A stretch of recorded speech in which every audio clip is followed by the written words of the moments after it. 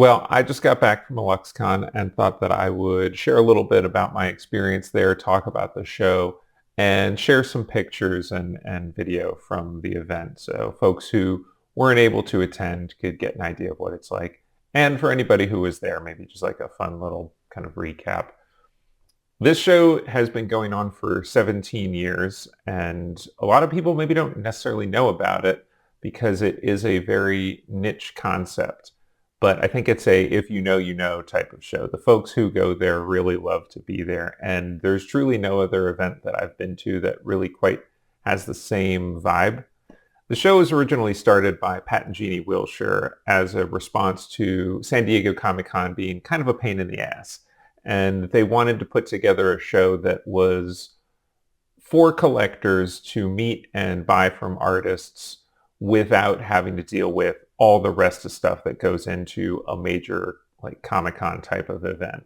And so back in 2008, they gathered, I think originally it was 50 artists in Altoona, Pennsylvania, which is where they're based, and put on this little experiment to see if this was a viable way to do things. And I was fortunate to be at that first Illuxcon way back. And I have been at every Illuxcon. I've shown at every Illuxcon in those 17 years. And this just coincidentally lines up very closely with when my own career started. I was working on basically whatever jobs I could find in 2007. 2006, I think I really started kind of getting my portfolio together. 2007, jobs were starting to come in. 2008 was the year that I started working for Wizards of the Coast, although I don't think anything I did I would have been able to show that same year at the first Illuxcon. But it really was when things started happening for me with my work. So it's been interesting to watch this show evolve and grow as I've also evolved and grown as an artist. And it outgrew its original space. It moved to Allentown, Pennsylvania, and then eventually to Reading, Pennsylvania, where they are currently booked through like 2030 or something. And it's strangely, it's a much bigger show than what it started as, but they never lost that feeling of intimacy that I think has always been so important to the show. There's a couple of different components to it. The main show opens up on a Wednesday night, which is kind of a strange choice. And in some ways, the show always feels like it's maybe just a little bit too long, but it also always feels like it ends just a little bit too soon. So Wednesday and Thursday, the main show is going on, but it's kind of sleepy. And the people who are there tend to just be, besides the artist showing, is the really like kind of the diehards and the people who are very serious about being there to pick up some originals. We also tend to see like maybe on Thursday, student groups will come through from local schools. And then on Friday and Saturday, people really start kind of showing up. And that's when a second event happens, which is called the Showcase. The main event has maintained the rule that all the artists showing have to be bringing traditional media originals with them. The Showcase is a little bit more open to all types of digital media. And so between those two, you've got this really interesting mix of generations and experience levels, and everybody's largely working within fantasy illustration and genre illustration, horror and science fiction and that kind of thing.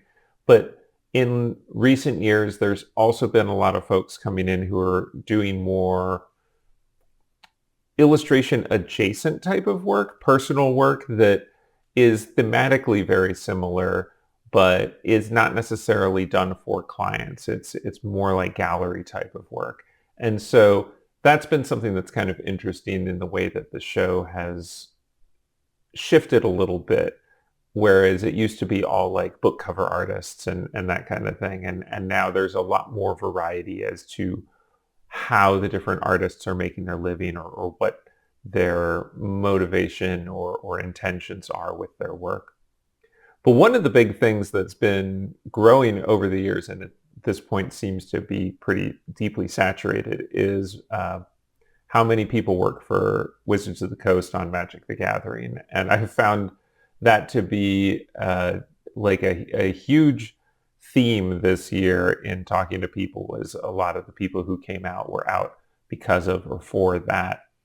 And it's interesting to me because this show happened to overlap this year with MagicCon in Las Vegas, and also with another show called Lightbox in Pasadena, California. Both of those are huge shows. MagicCon is specifically, obviously, about Magic the Gathering, and then Lightbox is all about the more kind of like the entertainment industry side.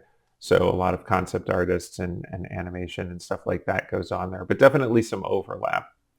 It's always unfortunate when these kind of overlapping interests happen to fall like on the same weekend or even bumping up back to back on weekends because it makes it really hard for people to do more than one. The main thing that I've always appreciated about Alexcon is the intimacy, the quiet kind of more regular conversations that you can have with people, lengthier conversations. I think it's a show that you don't get so often anymore where you can still walk around and see it while you're also showing at it. You can have people come up and ask for a portfolio review and not feel like it's intruding on your time, because there is plenty of time for people to have these conversations. And at the same time, there's none of the other distractions that you get. I was at New York Comic Con last weekend, or the weekend before Alexcon. I was up at New York Comic Con, and trying to talk to anybody at that show was just so stressful. I wasn't there as an exhibitor. I was just there as an attendee. And it's just so much going on and everybody is in business mode. There were a couple people who, they weren't being rude, but it was just like having a conversation with them while they're also trying to kind of like keep an eye on the crowd and sell their stuff that they're there to sell or whatever. It's just not comfortable. And in a couple of cases, even I was trying to connect with folks that I've done work for, and I'd go up and ask at the booth if they were available, and I would get this kind of like cold response. I just put out a video advising people go to conventions and try to get portfolio reviews by talking to the people there. I'm wondering if even that is still a relevant thing at these big shows anymore, because the response I got at New York Comic Con was really not suggesting that that's a thing people are open to. So it's nice. And even though this show at Alexcon is geared towards the more collector side of things, there are art directors who come out and who will schedule and do portfolio reviews for Wizards of the Coast, for some of the major publishers had people there, Del Rey, Orbit Books, and some of the more kind of like small press like Suntup also, and among others, and it's great to see that there is a show that you can still do that, because that was so important to me when I was getting started. And I think that that is a vital thing to people building their careers, to be able to meet face to face and get that feedback. And it's really bums me out that it's so hard to do that at these major conventions now, because everything is just all business. So really my ability to see the show is somewhat limited, because even though it's loose enough that I can kind of go walk around here and there, I don't really want to be away from my table. I'm there to be available and to make my work available. So my experience of the show is kind of constrained in that way. I did get out to see as much as I could, and it's truly, and if you want to see amazing genre art, there are few opportunities like this one. It's an awful lot to absorb. The work on display is just amazing. Walking around is just, it's so much inspiration and so much to bring home with me to the studio. Just the feeling of connection and community, and seeing the work that other people have been doing is I think just a huge boost to walk away from. And because it's a show that really is made up of all of these more meaningful interactions and these deeper conversations that you're able to have in this kind of quieter environment, I don't come home feeling like squeezed out like I do from a bigger show. I don't feel like exhausted. I come home feeling kind of like energized and excited. Happy to be back home and in my studio, of course, but in part because I'm like looking forward to the projects that are waiting for me when I get back with kind of like a new, extra bit of energy in my stride as I get into them. It is nice to make and maintain those connections and to know that your people are out there, even if you don't get to see them all that often. It feels really good when you do. And so I'm happy that I had a good show, and I think a lot of other folks did too, and I'm looking forward to the next one. So I don't know. I will catch you next time with some art. Thanks a lot. Bye.